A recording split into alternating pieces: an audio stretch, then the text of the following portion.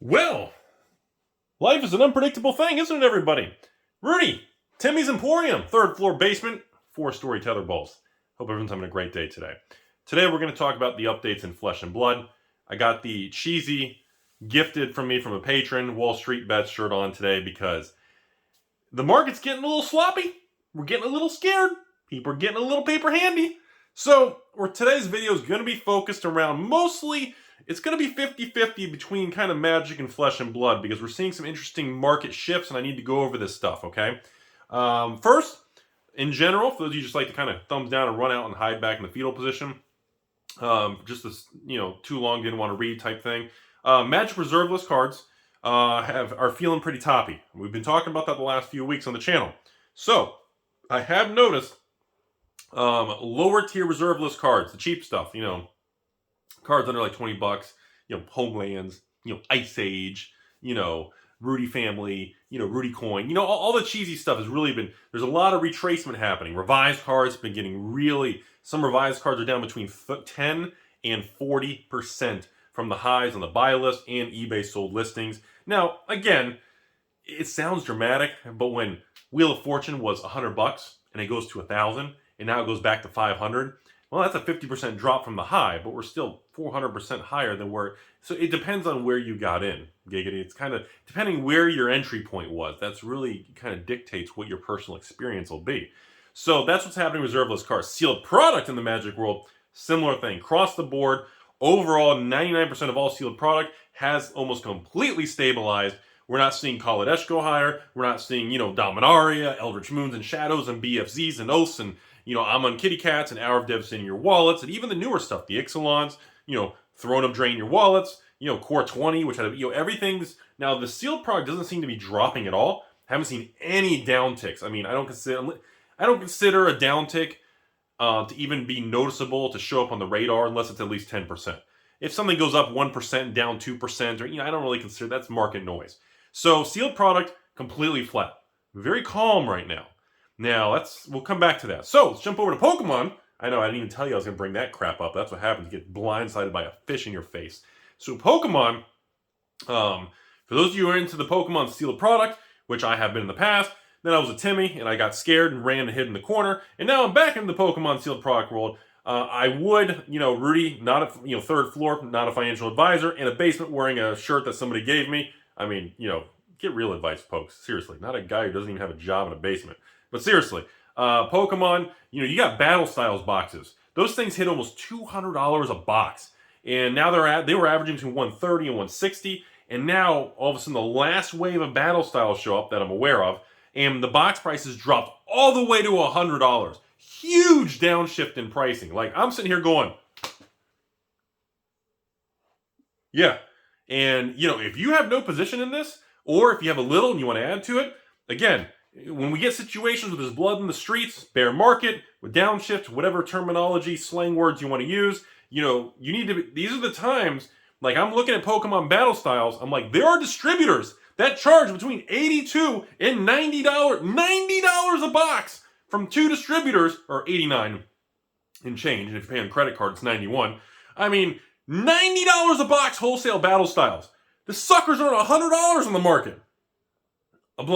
I'm watching this stuff and I'm like, you are bouncing on those lows. Like the floor price, I haven't seen the spread from wholesale to market price on eBay to almost be equal.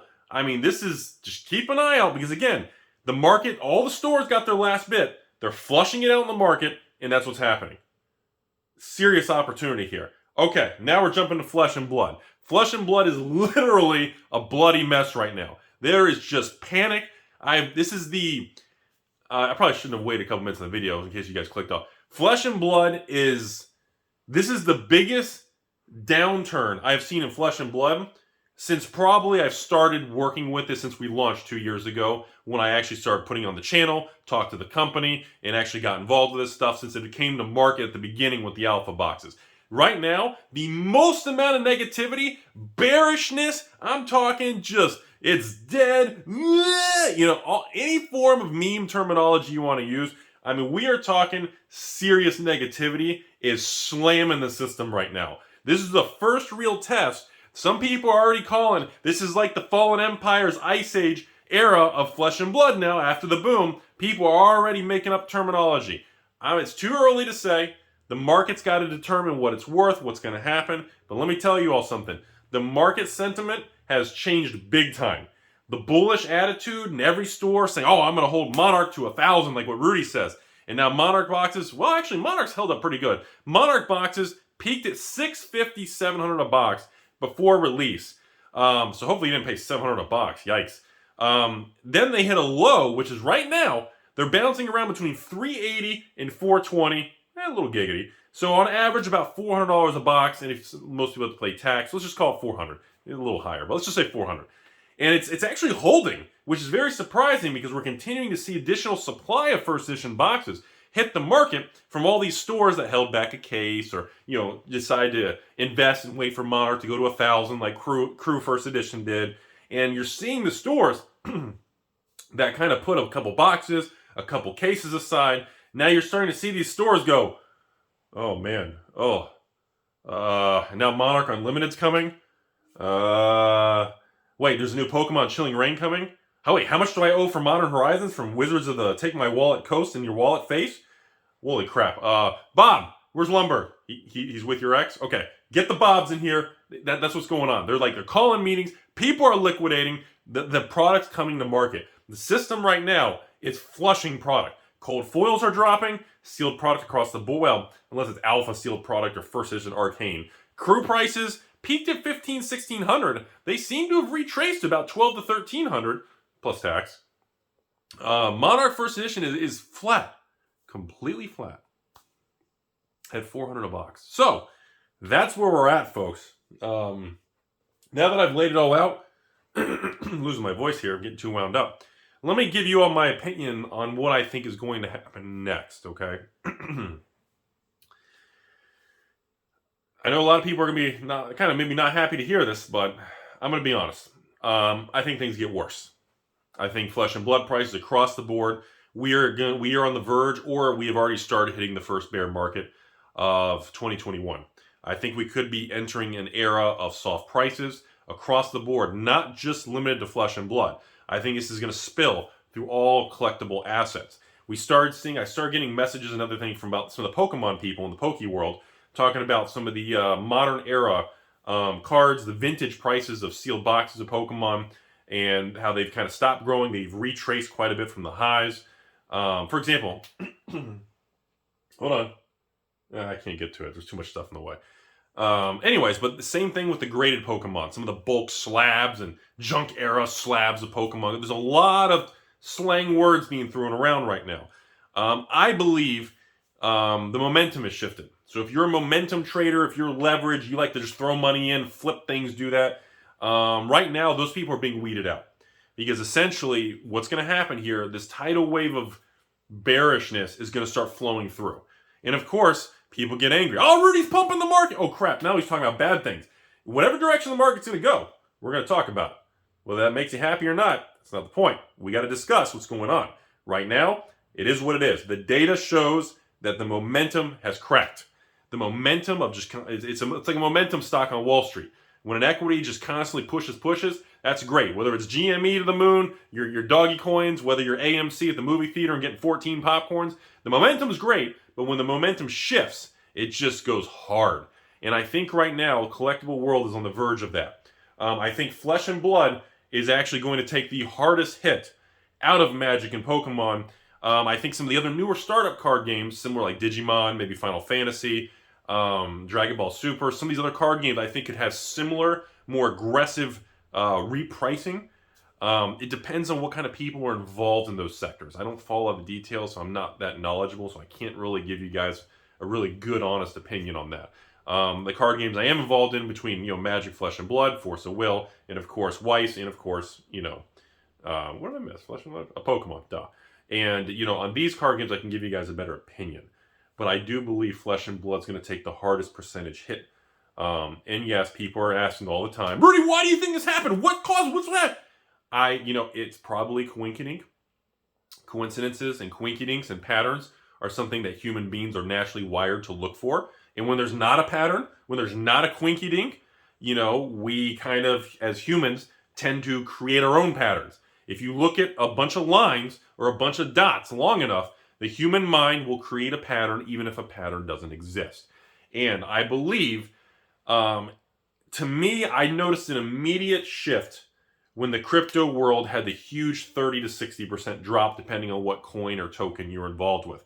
I noticed an immediate behavior change the following week between the quantity of patrons buying product, the size of the orders per patron placing orders, and overall just watching the overall supply increase on eBay TCG Player for specific singles, cold foils, sealed magic product.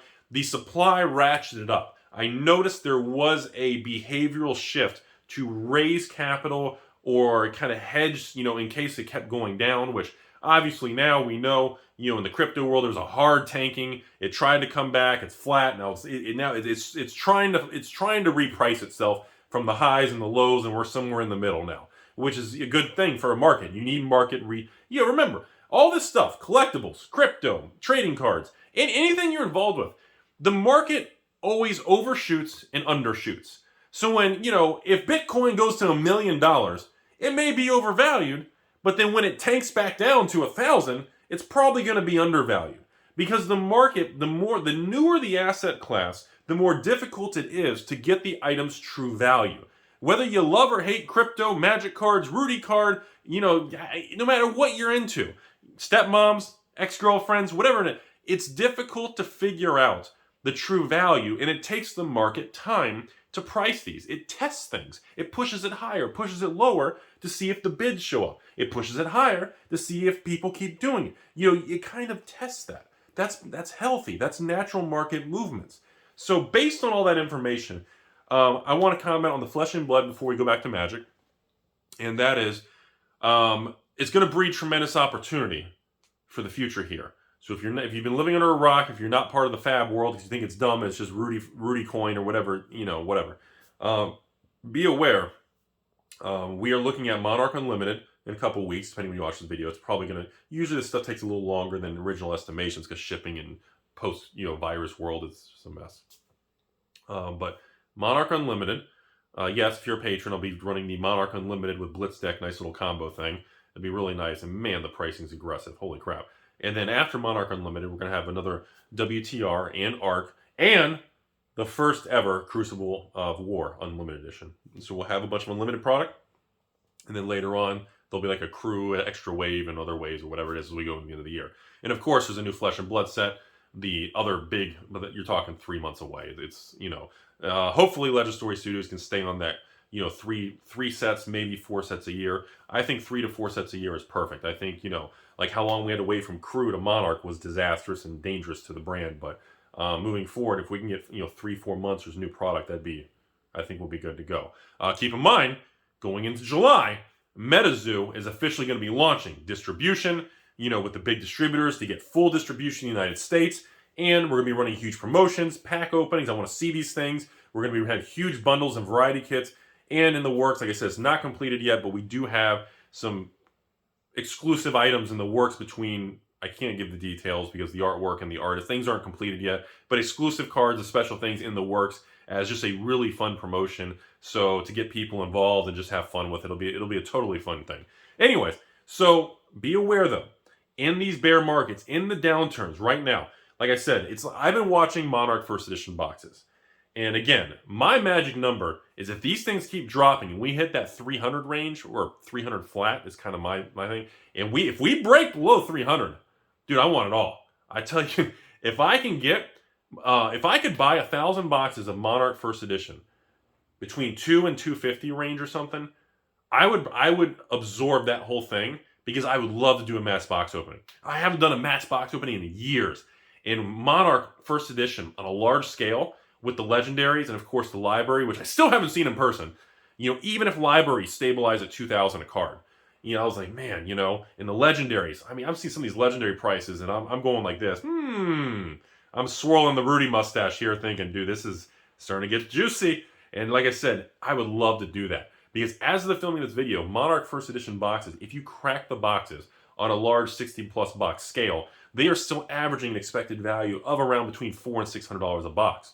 And it's actually a little bit higher if you get lucky and you pull a library and all that stuff, depending on what pricing for singles you use.